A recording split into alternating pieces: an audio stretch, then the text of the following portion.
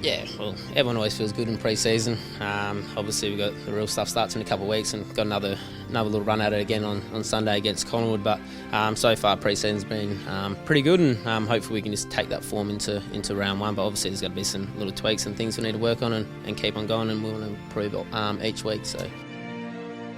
I think it's probably important that we start to, nail our game sort of structure and style that we want to play. So I'm not quite sure if that's the way we're going to go, but if we do go that way, then it'll be game on. Well, they were the voices of Bradley Hill and Tim Membry in the lead up to Sunday's Marsh Community Series match against Collingwood. And also a special mention before we welcome our next guest into the studio of the passing of Bill Young, former St Kilda star, 88 years of age, played 94 games for the Saints and kicked 276 goals. He won the league goal kicking in his first year in 1956, won a retrospective Coleman medal for that. But speaking of Coleman medals, John Coleman is the only other player to win the league goal kicking in his first season at the level. So Varley to Bill, one of the club greats from the 1950s and early 1960s, going to jump inside the club now with senior analyst at the football club, Darren O'Shaughnessy, joining us. And Darren, thank you very much for your time. My pleasure. Good to be here. I guess explaining that title to us, we spoke off air that sometimes titles can be a little bit vague, but if you were to describe your job day-to-day at the Saints, what would it be? Yeah, so the title's Senior Analyst, which can cover a lot of different things, but mainly my job's just dealing with data. So analysing it, communicating to the coaches and to the recruiters and to the list managers what that means, and even to the club as a whole. Trying to find our own researchers, trying to do things that are different from the other clubs, as well as keeping a hold on what makes sense from other sports. So there's it's sort of a wide brief. Any way that we can improve the data analysis at the club, the culture around sort of decision making based on the best use of what's out there. So how bigger thing has data become these days? I mean, the old football used to be basically, we're playing this team's how they line up, this is who you'll be on, that's it. Is there positions made because of certain ways players play games? Is the way that you'll bring a player on at this time because of how they work or how other teams, things you pick up from what they do? How much is based around it data these days? And there's a lot to that. So the different clubs use it in different ways. I think if you're digging down far enough to say, should this guy from a strategic point of view come on at the 10-minute mark or the 15-minute mark, you're making more of a guess or making too much of it. But there's certainly management of the performance data, and we have a really good guy, Daniel Hoffman's joined us in the last few months, who deals with the information science and the data analysis of our performance data. So he's across that along with our existing performance staff. So yes, there's a lot of data, and AFL has got this history right through VFL, right back to the start of the competition, that it was rich in collected data and this language around how many touches players are getting and what's important. In a way, some other sports have really moved ahead in the last few years. There's player tracking data. There's all sorts of things that's going on that we haven't quite kept up with in the AFL. But there's still more than enough to keep several of us busy. In how much of your, day-to-day is taken up in using that data to predict outcomes and kind of the future strength of the list or a player or whatnot? Yeah, so there's a number of different projects on the go all the time. So at some stage we look at what seems to give the best bang for buck out of the time that our analysts have to improve our performance on the field, long-term, short-term.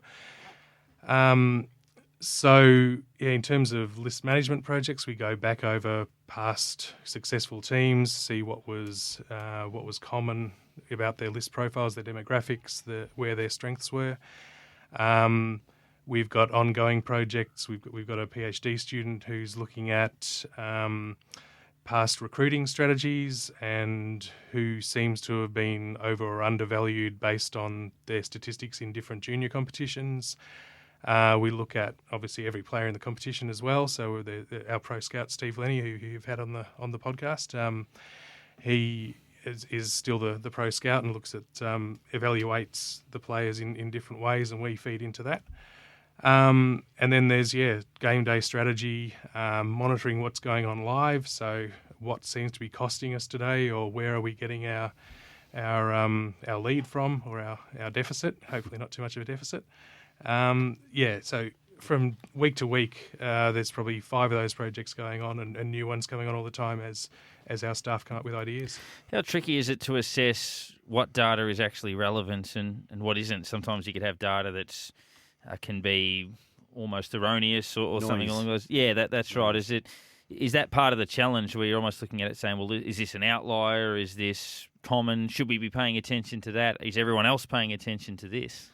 Yeah, and that's where it's great to be sceptical in the right ways. And you'll find most of the top coaches, in fact, most of the people working in coaching in the AFL have a pretty good instinct for what's crap in the numbers. So, if you came to a coach and said, we just need to have 10 more kicks a game, that's obviously nonsense because there's no context to it. So it's about getting the context of that data a bit better. So collecting our own data. We've got an analysis academy that Chris Mackay started up last year, that we're getting extra layers around what we're doing at contests, what we're doing at stoppages especially. And we then feed that in to the chains of possession that are going on for us and for the opposition, and which ones seem to be most successful. And then we can do that across every team in the league as well. Do many of the players chase much from you? Or is it more a case of the coaches take it and go, here, this is what we want you to know? Or is it a couple down there to go, no, I want to know a few things, or anything like that? So the more traditional sort of analyst-player relationship is centred around video, that we cut clips for them. I don't really come from that traditional analyst background. I'm more out of the data area, and occasionally I'll talk to groups of players about stuff, but it's really more of a coach's role or the traditional footy analyst role to do that. So there'll be specific times where maybe I can express it to them, but it doesn't happen too often. We've had Steve, as you mentioned, and Chris Tochi on the show towards the end of last season, talking about recruitment and draft and trade and free agency and all that sort of stuff. How much did you have to do in that period? That was obviously all of the postseason up leading to the draft. So I've got a bit of experience with the AFL, with the draft points system. I was one of the creators of that. So had a little bit of an insight into how you might value picks, future picks, past picks, what's in the draft this year. We were obviously pretty happy to use our meagre haul of draft picks for some pretty good guys that have come down the club. But it really is about a bit of wargaming as well. So what might other clubs be doing? How can we potentially exploit another club and they have too much of something? And every club is doing this. There are endless discussions and endless phone calls between clubs about different scenarios as well. So we just try and put a sort of rational decision-making layer on that. Not make big mistakes is probably the big thing. Do you prefer to drum down on, say, specific data? We look at champion data and how they might pool everything they have and then come up with these lists that most of us sort of scoff at, where we looked at last year where Geelong in the back half of the year were clearly the best defensive team in the competition, and champion data had them, whatever it was, 12th. And then Brisbane, I think, had the 17th best forward line, and GWS had the 14th best midfield. Yet most of us look at it and think that's rubbish. But that's if you take every aspect of data, that's the sort of answer it gives you, whereas you guys might be more specific to, well, it's not just who's got the best midfield, who's got the best at clearances, scoring from stoppages, and each specific outcome. Yeah, so every rating model is flawed, and I believe the champion one is a really good individual player rating model, and I've had discussions with them over time about it. But when you then just say, right, who are the players that we've got based on the times they've interacted with the ball, and that tells you what a good defence is, well, it's complete nonsense. So we know that Geelong's got a great defence. The defence is the hardest thing to rate. So what we're trying to do is prevent the other team getting a quality shot at goal, in whichever way we can. And there are a lot of ways of doing that are just with positioning, with getting an extra number, with things that will never be recorded on a traditional stat sheet. So, I respect a lot of what Champion does, and I worked there for several years. I think putting it back together in that way was probably a bad example of how to use it. Now, you're at Hawthorn during the very successful years that they had there.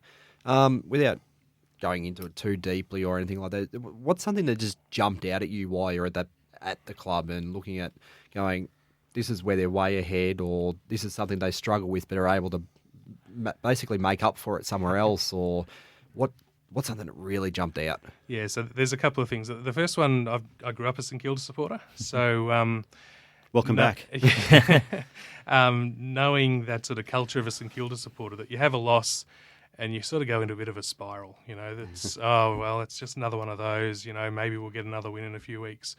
Hawthorn, after they had a loss, even a bad loss, it was like, right, we're up and about, we're going to win next week. And that was totally throughout there. And they also lived that family club sort of motto that they had as well, that everyone had care for everyone else in the club. It sounds a bit weird, but it's the way clubs are going as well, that you could be walking next to anyone, whether it was Luke Hodge or the boot starter, and you could have a conversation of mutual respect. So they did a lot of that stuff right. And then the other one was around strategy and having someone like David Rath and the other good sort of brains that have been poached by other clubs over time there to guide their decision making and to bring experts in from different areas to tell them things they mightn't know. Was there something when you arrived at St Kilda? Was it last off season? Was there something that you kind of noticed within either the administration or the footy department that, based on your time, champion data at Hawthorn, etc., and in your experience with data, that we as a club were missing, that we weren't strong enough at, that we needed to get better at? We really didn't have anyone building our own tools to analyse the data in different ways. So we were getting pretty good information from champion data, but apart from individuals with their own expertise, like Steve Lenny, who would take the data and do things with it, there wasn't really a statistician or someone with mathematical background to go through and say, well, maybe we can adjust it like this. Just something as simple as we know that's a team that's poor at stoppages, let's nudge the data that way. Just little things that give you a more reliable view. So, but the club as a whole, and under people like Simon Lethlean and Matt Finnis, they're really into this evidence-based organisation sort of stuff. So, getting the people in, getting the right decisions out of a group, that part of it, they're really respectful and hearing different views. What's the competition's sort of next buzz area, or right now the most important aspect of that data analysis? Is it things like GPS, or what's the one that seems to now be the sleeper? Yeah, it really is either GPS or video player tracking to get that sort of information. We've seen the sort of impact that clubs like Liverpool have had in soccer, German soccer clubs as well. When you've got quality data around the spacing of players, and in our game it's even more important. I've talked to soccer analysts about, we've got 18 players on the field instead of your 10 outfielders.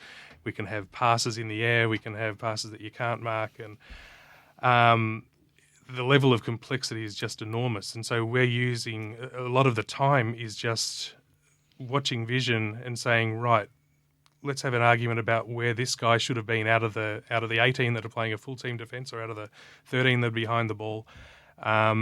What's our ideal shape? And that's a really hard thing for a computer to do, to analyse that. So once we can get hold of that data reliably, that will explode. But at the moment, with what we have, it's really just being more consistent around it and being responsive as well. So giving the individual experts, the coaches, the recruiters, access to tools that allow them to ask better questions and to design those tools guided by what they think they want to know. So just on that, you mentioned giving the recruiters better tools. I might put you a little bit on the spot here. Obviously, we had a pretty big trade period. A number of experienced players came onto the list from other clubs. Can you give us one metric, one variable for each of those players that kind of was the reason, or one of the reasons that we targeted that particular player? So obviously, a few of them are going to be self-explanatory. Bradley Hill, and you've got pace and skill. But Paddy Ryder, Dan Butler, Zach Jones, What was the reasoning in Dougal Howard behind some of those moves from a data perspective? I don't think I can tell you anything new there. It's pretty much public what the qualities of these guys are, and Brad Hill is in some ways the league best. At repeated, really quick running. Zach Jones has got that outside speed and some unrecognised, capabilities around how he, attacks from defence as well. Paddy Ryder is obviously a perfect fit for someone like Rowan Marshall at the different stages of their career, and both being really good forwards. Like Rowan had a terrific breakout year as a ruck and with his positioning around the ground last year, but he's almost a better forward. So it's a terrific sort of balance to have there. I think I probably can't give you anything that you haven't already discussed about those guys, but we're really happy. The trick will be using those individual skills and fitting them into the roles that we want, because that's always the challenge with new guys in their first year at a club, and at the moment the signs are really good. It's probably hard to predict things like improvement, but do you sort of sit down and ever have an overall as a club and say, well, this is where we think we're at based on all of this? And it might be a difficult one to answer, but do you have an assessment as to where you think we're at in the scheme of things going into this season? So we obviously did a pretty harsh review on 2018, and then did the same layers of review on 2019. A lot of things went from being bottom four to being a middling club. So we're not really outstanding at anything, and that's what we need to work on. We need to find a signature that says this is St Kilda as a winning side. The signs are there. So we were a 9-win team last year. When we looked at all the metrics in different areas, that's probably about where we should have been. Our percentage was only 81 or 82 at the end of the year. We needed to improve our goal kicking, but we also had some bad luck. The teams against us converted at ridiculous rates. And when you go back to the vision and go back to the individual shots, we were a bit unlucky with some of those margins. So, there's a lot to build on from that. And we also had a very young list on the park with all the injuries last year. So from a demographic point of view and from what we think will naturally improve, we're in a really good position. And going off the numbers that you see and what you're looking at and I guess a little bit predicting, to steal a term, who do you think is on the bubble? Who's going to burst this year that someone we really need to watch out for that may not be one that we're looking at normally? Or Yeah, I know Ben Long's getting a bit of buzz and justifiably. He's getting a lot of the ball in his new role. I'm looking forward to seeing some of the young guys obviously out on the park. Hopefully Ryan Burns gets a bit of a run because he's a promising talent. Max King is the obvious one that we want to see play as soon as he's able. It's seeing it all mesh together. So, a lot of my job is just getting the team metrics and the individual assessments. The coaches are spending hours and hours on that. So I can add a bit of statistics to that, but when they know what the role is that player is going to play, my measurement of it is kind of superfluous. They're getting most of that information themselves. Another new face at the club, also come over from Hawthorn, Jarryd Ruffhead. Yep. It's been pretty widely publicised that he doesn't have a specific role, I guess, is that he's part of the footy department. He works a little bit in recruitment, he works a little bit in coaching and a few different things. But what sort of how important has it been for our young group to have a guy like him out on the field in training sessions and in the office to be able to bounce questions off? It's enormous. Yeah, you can see the respect that everyone has for Ruff, and as you said, his role changes, depending on the time of the season. So he was quite involved with the list management as well as learning what he needed to know, giving his feedback to the process, and now it's obviously coaching the forwards as well. Being an advisor for the forwards and. His overall, seniority within the game. He, the other day, he pointed out, he got into Hawthorn at 17 and left it at 33. So that's half his life in that role. And he just brings a lot of that lived experience to players who are only just starting out.